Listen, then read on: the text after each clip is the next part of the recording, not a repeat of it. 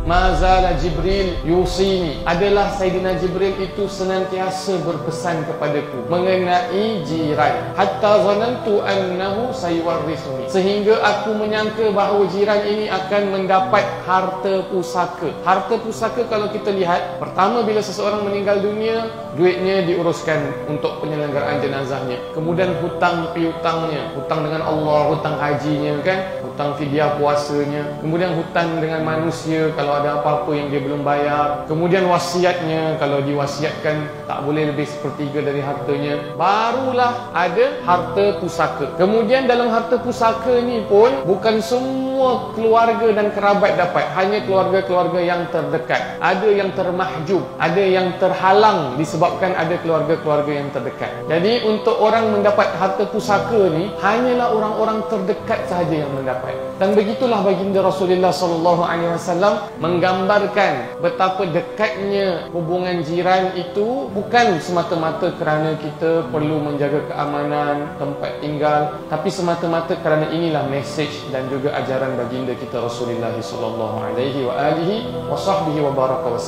Perhatikan, ada sebuah riwayat daripada Abdullah ibn Umar radhiyallahu anhuma juga, sahabat Nabi SAW. Dia berpesan kepada hambanya, kepada orang suruhannya. Kata beliau, nanti kalau engkau sudah sembelihkan binatang ini, engkau berikan kepada jirannya. Kemudian dia sudah pergi ke tempat lain, dia datang lagi, dia tegur lagi, nasihat lagi. Nanti jangan lupa, ini binatang yang sembelihan ini jangan lupa diagihkan kepada jirannya. Sampai-sampai hambanya menyatakan, ya maulaya, wahai tuanku, berulang kali kau sebut kepadaku, aku tahulah. Pada masa yang pertama engkau beritahu kepadaku, aku sudah faham, aku dah tahu, tak perlu nak berulang-ulang kali. Jawab Abdullah bin Umar radhiyallahu anhuma, aku mengulang-ulang kepadamu mengenai hak jiran kerana beginilah diulang-ulang kepada baginda Rasulullah SAW oleh Sayyidina Jibril. Secara ringkas, memang kita sebut kita menjadi jiran yang baik terhadap mereka dan juga kita bersabar apabila disakiti oleh mereka. Kita buat yang baik dan apabila ada kekurangan daripada mereka, kita sabar. Kita boleh tolerate. Kerana manusia tidak semua sempurna. Ada kalanya kita pula yang bising, ada kalanya kadang-kadang rumah dia bising. Jadi hak kita, tanggungjawab kita, kita menjadi jiran yang baik, tidak menyakiti mereka. Dan andai kata mereka menyakiti kita, sengaja ke tak sengaja, kita masih boleh menjadi orang-orang yang bersabar. Itu yang digaris pandukan oleh agama Allah ini terhadap hubungan kepada jiran. Jumpa jiran, senyum. Kemudian siapa? Tak kisahlah kita siapa. Kadang-kadang hari raya kita pergi rumah orang, orang cuma nak tegur siapa kita kan. Makcik-makcik kita yang dah lama tak jumpa ni, anak-anak belia. Kadang-kadang orang tanya, Man, usia berapa Man tahun ni? 25. Bila lagi Man kau? Dia dah tak boleh tahan.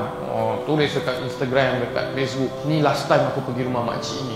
Setiap tahun datang tanya bila lagi aku nak kahwin, bila lagi. Dia dah tua pun aku tak pernah tanya bila lagi dia nak pergi. Dia cepat dia nak melenting. Padahal itu sapaan. Dia cuma nak break the ice, nak silaturahmi. Dalam Al-Quran pun Allah menyapa Nabi Musa. Wahai Musa, apa yang di tanganmu, wahai Musa? Nabi Musa tak menjawab, engkau maha mengetahui, maha melihat apa yang kau tanya aku. Nah, Nabi Musa mesra menjawab apa yang Allah Subhanahu Wa Taala tanyakan. Padahal Allah Subhanahu Wa Taala mesti mengetahui. Tapi ini kan sapaan, bentuk kasih sayang, kemesraan. Kita rasa Allah siapa-siapa leceh lah Ustaz. Tak payah pun boleh apa. Memang tak dituntut. Tetapi kalau tinggi rasa rahmah dalam hati itu tadi, sedar begitu banyak rahmat kasih sayang Allah beri pada kita, insya-Allah perkara menyapa ni jadi satu kemesraan. Asal apa? Allah dah kasih awak berbanyak-banyak rahmah kasih sayang, awak pun rasa macam malas nak layan sapaan. Bermakna something wrong dengan penerimaan rahmah dari Allah Subhanahu Wa Taala tadi. Bila kita sapa ni cuma sekadar khabar, kita anggap macam tak ada apa-apa. Tapi sebenarnya Allah Subhanahu Wa Taala menilai tindak tanduk kita. Jadi jangan kita la tahqiranna, jangan kita menganggap remeh apapun perkara-perkara minal ma'ruf, perkara-perkara yang baik, syai'an, walaupun sedikit. Walau antalqa, walaupun bertemu dengan saudara kamu, kata Nabi SAW, dengan wajah dan penuh senyuman. Jadi kita bersapa senyum dengan jiran pun jangan anggap remeh.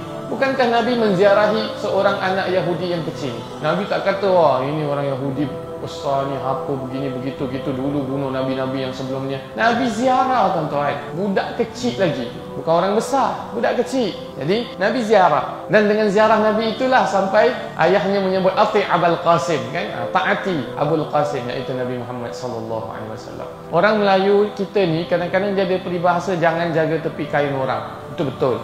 Tapi jangan sampai kita ni tak ada rasa apa-apa pun menjaga hak jiran. Dah nampak kat depan rumah dia ada suspicious looking orang dah 3-4 hari bersama-sama, asyik datang malam tengok-tengok kan rumah dia, terjenguk-jenguk. Kita buat bodoh, cakap tak apalah, pandai-pandai lah kita jaga rumah tangga kita, lock rumah kita sudah. Ini bukan jiran yang baik. Kurang-kurangnya kita kalau tak nak beritahu dia pun, kita boleh alert pihak-pihak yang relevan, polis ke dan sebagainya. Banyak perkara seperti ini boleh kita intervene, ataupun boleh dari awal kita menghalangnya kalau kita menjadi jiran yang memahami erti dan hak jiran. Crunchies.